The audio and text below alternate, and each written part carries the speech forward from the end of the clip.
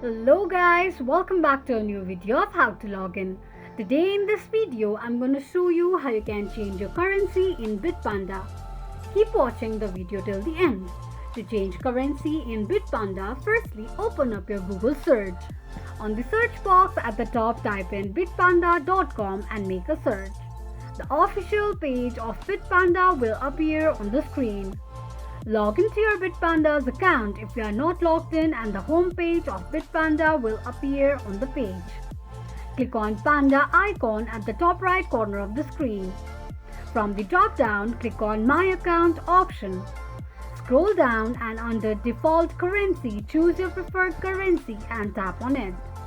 This is how you can change currency in Bitpanda quickly and easily just in few steps. If you have any thoughts or queries, let us know in the comment section. Don't forget to subscribe to our channel. Also press the notification bell icon so that YouTube will notify you whenever we post a new video. I hope this video was helpful to you. Thank you so much for watching.